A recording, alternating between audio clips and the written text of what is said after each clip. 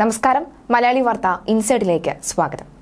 നയതന്ത്ര സ്വർണ്ണ കള്ളക്കടത്ത് കേസിൽ അന്വേഷണം നടത്തുന്ന കേന്ദ്ര അന്വേഷണ ഏജൻസികൾക്കെതിരെ നടപടി ശുപാർശ ചെയ്യാൻ സംസ്ഥാന സർക്കാർ നിയോഗിച്ച ജസ്റ്റിസ് വി.കെ. മോഹനൻ കമ്മീഷനെ പിരിച്ചുവിടും.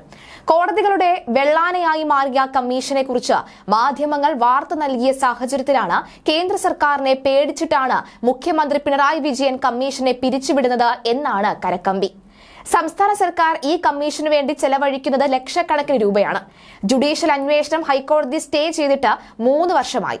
എന്നാൽ സർക്കാർ കമ്മീഷന്റെ കാലാവധി നീട്ടിക്കൊണ്ടിരിക്കുകയാണ്. കേന്ദ്ര അന്വേഷണ ഏജൻസികൾക്കെതിരെ ഒരു സംസ്ഥാന സർക്കാർ അന്വേഷണത്തിന് ഒരുങ്ങിയത് രാജ്യത്ത് ആദ്യത്തെ സംഭവമായിരുന്നു.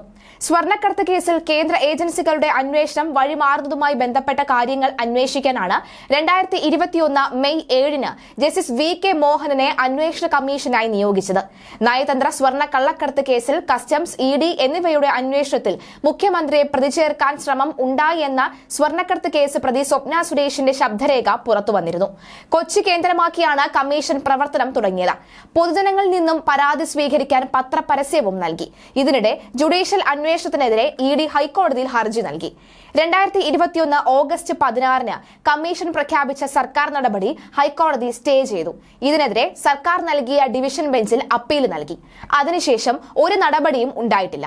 2023 ഫെബ്രുവരിയിൽ മുഖ്യമന്ത്രി നിയമസഭയിൽ നൽകിയ മറുപടിയിൽ കമ്മീഷനായി ഇതുവരെ 83.76 ലക്ഷം രൂപ ചെലവാക്കിയതായി പറയുന്നു. കമ്മീഷൻ എന്ന നിലയിൽ ജസ്റ്റിസ് വി.കെ. മോഹനൻ ശമ്പളം കൈപ്പറ്റിയില്ല എങ്കിലും ഓഫീസ് ജീവനക്കാരുടെ ശമ്പളം ഉൾപ്പെടെ സർക്കാർ നൽകുന്നുണ്ട്. അന്ന് സ്വർണ്ണക്കള്ളക്കടത്ത് കേസ് അന്വേഷിച്ച ഇ.ഡി., കസ്റ്റംസ് ഉദ്യോഗസ്ഥർ എല്ലാവരും തന്നെ സ്ഥലം മാറ്റം ലഭിച്ച് സംസ്ഥാനം വിട്ടുപോയി.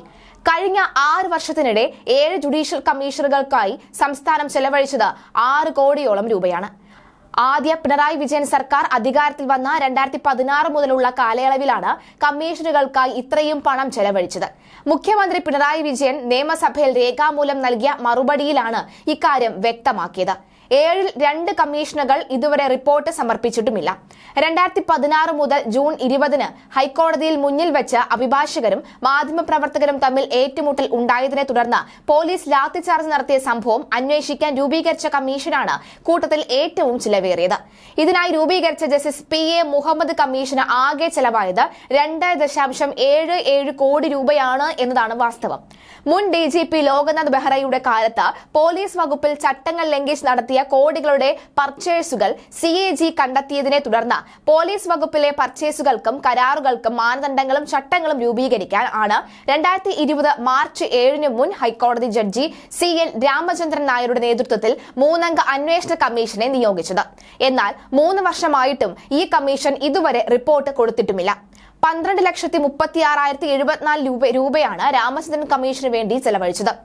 പുറ്റിങ്ങൽ ദേവീക്ഷേത്രത്തിൽ നടന്ന വെടിക്കെട്ട് അപകടം അന്വേഷിച്ച ജസ്റ്റിസ് P.S. ഗോപിനാഥൻ കമ്മീഷന് 1,07,82,661 രൂപ, A.K. ശശീന്ദ്രൻ മന്ത്രിയായിരിക്കെ ഫോൺ കെണി വിവാദം അന്വേഷിച്ച ജസ്റ്റിസ് P.S. ആന്റണി കമ്മീഷന് 25,85,232 രൂപ, നെടുങ്കണ്ടം കസ്റ്റഡി മരണം അന്വേഷിച്ച justice K. Narayanan Kurup commission 92,84,305 രൂപ, വാളയാർ പെൺകുട്ടികളുടെ മരണം അന്വേഷിച്ച ജസ്റ്റിസ് P.K.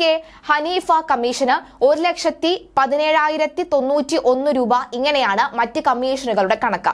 സഖാവായ ഹൈക്കോടതി ജഡ്ജിയെ ഇറക്കി കേന്ദ്ര സർക്കാരിനെ പൂട്ടാനുള്ള പിണറായിയുടെ കുൽസിത ബുദ്ധി കേന്ദ്ര സർക്കാർ പൂട്ടുമെന്നാണ് ഇപ്പോൾ പിണറായി പേടിക്കുന്ന കാര്യം. സ്വർണ്ണക്കടത്ത് കേസിൽ വിവിധ കേന്ദ്ര സർക്കാർ ഏജൻസികൾ നടത്തിവരുന്ന അന്വേഷണങ്ങളെ പ്രതിരോധിക്കാൻ പിണറായി നിയമിച്ച ജസ്റ്റിസ് വി.കെ. മോഹനൻ കമ്മീഷനെ പൂട്ടാനാണ് കേന്ദ്ര ആഭ്യന്തര മന്ത്രാലയം തീരുമാനിച്ചിട്ടുള്ളത്. സ്വപ്ന PC ജോർജിന് എഴുതി നൽകിയ കത്ത് അടിസ്ഥാനമാക്കി പിണറായിക്കെതിരെ കേസെടുക്കാനാണ് കേന്ദ്ര സർക്കാർ നിയമോപദേശം തേടിയത്.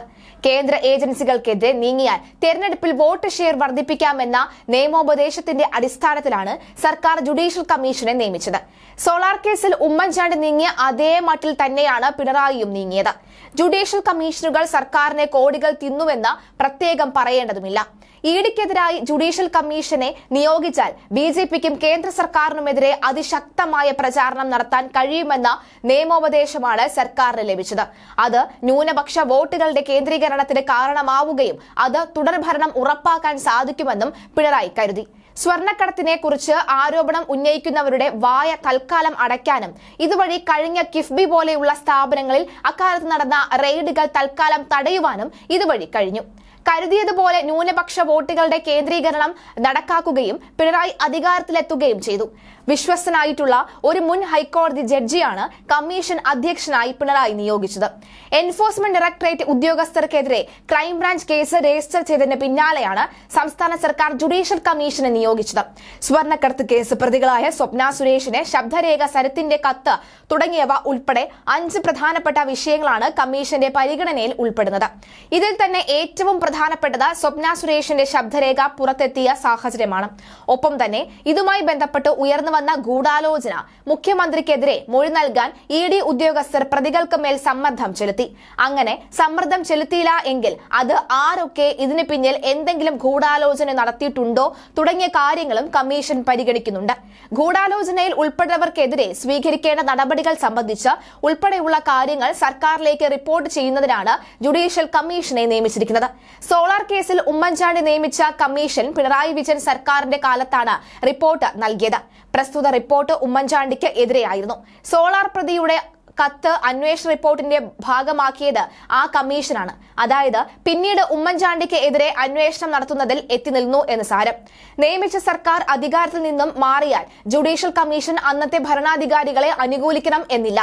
ജുഡീഷ്യൽ കമ്മീഷൻ നിയമത്തിന് പിന്നാലെ ലാവ്ലിൻ കേസിൽ പിണറായിയെ പിടിക്കാൻ കേന്ദ്ര സർക്കാർ തീരുമാനിച്ചിരുന്നു. സ്വർണ്ണക്കടത്തിൽ കേന്ദ്ര ഏജൻസികൾക്കെതിരായ ജുഡീഷ്യൽ അന്വേഷണവുമായി സംസ്ഥാന സർക്കാർ മുന്നോട്ടു പോകാൻ തീരുമാനിച്ചതോടുകൂടിയാണ് ലാവ്ലിൻ കേസിൽ പിടിമുറുക്കി മുഖ്യമന്ത്രി പിണറായി വിജയന് എട്ടിന്റെ പണി കൊടുക്കാൻ BJP തീരുമാനിച്ചത്. എന്നാൽ പിണറായിക്ക് തുടർഭരണം കിട്ടിയതോടെ കേന്ദ്ര സർക്കാർ നീക്കം പാളി. തുടർഭരണം കിട്ടുകയും പിണറായി കേന്ദ്ര സർക്കാരിനെതിരായ യുദ്ധം അവസാനിപ്പിക്കുകയും ചെയ്തതോടുകൂടി തൽക്കാലം കേന്ദ്ര സർക്കാർ കൂടുതൽ നടപടികളിൽ നിന്ന് പിന്മാറിയിരുന്നു. എന്നാൽ ഹൈക്കോടതി ഉത്തരവ് ഉണ്ടായിട്ടും കമ്മീഷനെ പിരിച്ചുവിട്ടതിൽ കേന്ദ്ര സർക്കാർ അതൃപ്തരാണ്. ജുഡീഷ്യൽ അന്വേഷണം പ്രഖ്യാപിച്ചുകൊണ്ടുള്ള വിജ്ഞാപനം കേരള സർക്കാർ ഇറക്കിയത് കഴിഞ്ഞ നിയമസഭാ തെരഞ്ഞെടുപ്പിന് തൊട്ടു മുൻപാണ്. ഇലക്ഷന് മുൻപ് ജുഡീഷ്യൽ അന്വേഷണം നടത്താൻ സർക്കാർ തീരുമാനിച്ചിരുന്നു. എന്നാൽ വിജ്ഞാപനം ഇറക്കിയില്ല. തെരഞ്ഞെടുപ്പിന് മുൻപ് വലിയ ധൈര്യമാണ് പിണറായി സർക്കാർ കാണിച്ചത്.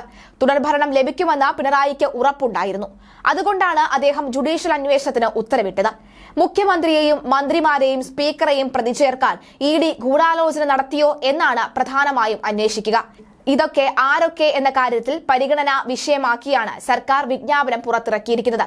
ചില BJP നേതാക്കൾ മുഖ്യമന്ത്രിയെയും സ്പീക്കറെയും സ്വർണ്ണക്കടത്ത് കേസിൽ പ്രതി ചേർക്കാൻ ശ്രമിച്ചു എന്ന ആരോപണത്തിന്റെ വെളിച്ചത്തിലാണ് അന്വേഷണ പരിധിയിൽ ഇത്തരമൊരു കാര്യം ഉൾപ്പെടുത്തിയത്. 6 മാസമായിരുന്ന കമ്മീഷന്റെ കാലാവധി 1 വർഷമായിട്ടും നടപടി ഒന്നുമായിട്ടേയില്ല. തുടർന്ന് സ്വപ്ന ഇറങ്ങിയതോടുകൂടിയാണ് 6 മാസം കൂടി നീട്ടിക്കൊടുത്തത്. അത് വീണ്ടും നീട്ടി. അന്വേഷണ കമ്മീഷനെ നിയമിച്ചതുപോലും പിണറായിയുടെ കൃത്യമായ മേൽനോട്ടത്തിലായിരുന്നു. റിട്ടയർഡ് ജസ്റ്റിസ് VK മോഹനൻ CPMുമായി ഏറെ അടുപ്പം പുലർത്തുന്ന ന്യായാധിപതിയാണ്. വിദ്യാർത്ഥിയായിരുന്ന കാലത്ത് അദ്ദേഹം ഇടതുപക്ഷ സഹയാത്രികനായിരുന്നുവെന്നാണ് CPMുമായി ബന്ധപ്പെട്ടവർ പറയുന്നത്. VK മോഹനനെ അത്ര വിശ്വാസമാണ് പാർട്ടിക്ക്.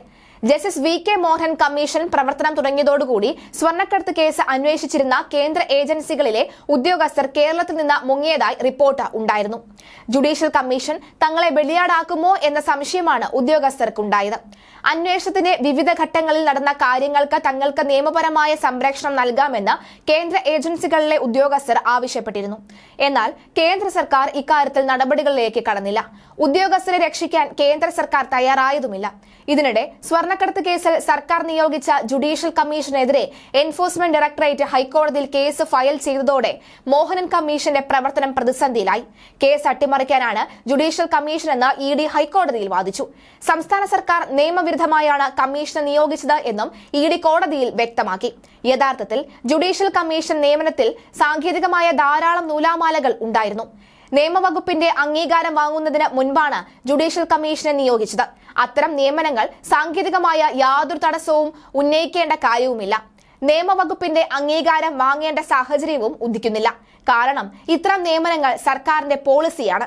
സംസ്ഥാന സർക്കാർ നിയമപരമായ അധികാരങ്ങൾ ദുർവിനിയോഗം ചെയ്താൽ കമ്മീഷനെ നിയോഗിച്ചു എന്ന് എൻഫോഴ്സ്മെന്റ് ഡയറക്ടറേറ്റ് ഹൈക്കോടതിയെ അറിയിച്ചു.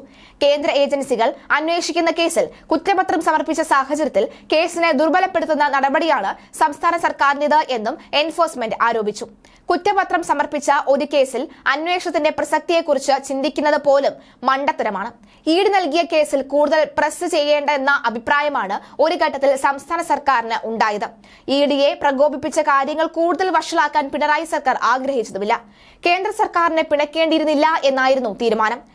പ്രധാനമന്ത്രിയെ കണ്ടപ്പോൾ കേന്ദ്ര ഏജൻസികളുടെ പീഡനം അവസാനിപ്പിക്കണമെന്ന് മുഖ്യമന്ത്രി ആവശ്യപ്പെട്ടിരുന്നു. കേന്ദ്ര സർക്കാരിനൊപ്പം നിന്നാൽ അത് ആലോചിക്കാം എന്നായിരുന്നു പ്രധാനമന്ത്രിയുടെ മറുപടി. ഇതിനിടെ എൻഫോഴ്സ്മെന്റ് ഡയറക്ടറേറ്റ് നൽകിയ ഹർജി പരിഗണിച്ചാണ് ഹൈക്കോടതി ജുഡീഷ്യൽ അന്വേഷണം സ്റ്റേ ചെയ്തത് എന്ന ഇടക്കാല ഉത്തരവും ഇറക്കിയത്. അന്വേഷണത്തിനെതിരായ ഇഡിയുടെ ഹർജി ഫയലിൽ സ്വീകരിച്ച കോടതി വിശദമായ വാദം പിന്നീട് കേൾക്കുമെന്നും അറിയിച്ചു. ജുഡീഷ്യൽ അന്വേഷണം ചോദ്യം ചെയ്ത ഹർജി നൽകാൻ ഇഡിക്ക് എല്ലാ ആവശ്യങ്ങളും അവകാശവും ഉണ്ട് എന്ന് കോടതി വ്യക്തമാക്കി. Justice VK. മോഹനൻ കമ്മീഷൻ നിയമനം അസാധുവാക്കണമെന്ന് ആവശ്യപ്പെട്ടായിരുന്നു ഇഡിയുടെ ഹർജി. കേന്ദ്ര ഏജൻസി ഉൾപ്പെട്ട കേസിൽ ജുഡീഷ്യൽ കമ്മീഷനെ നിയമിക്കാൻ സംസ്ഥാന സർക്കാരിന് അധികാരമില്ലെന്നും സമാന്തര അന്വേഷണം ശരിയല്ല എന്നുമായിരുന്നു ജുഡീഷ്യൽ കമ്മീഷൻ നിയമനത്തിനെതിരെ നൽകിയ ഹർജിയിൽ ഇഡിയുടെ വാദം. മോഹനൻ കമ്മീഷനെ നിയമിക്കുന്നതിന് മുൻപ് അതിന് നിയമസാധ്യത ഇല്ല എന്ന് നിയമവകുപ്പ് സർക്കാരിന് ഉപദേശം നൽകിയിരുന്നതാണ്. മൂന്നാം വട്ടം നരേന്ദ്രമോദി സർക്കാർ അധികാരത്തിൽ വന്നതോടുകൂടി പിണറായി ആകെ ഭയന്നിരിക്കുകയാണ്. അതാണ് മോഹനൻ കമ്മീഷനെ പിരിച്ചുവിട്ട് തലയൂരാൻ പിണറായി തീരുമാനിച്ചത്.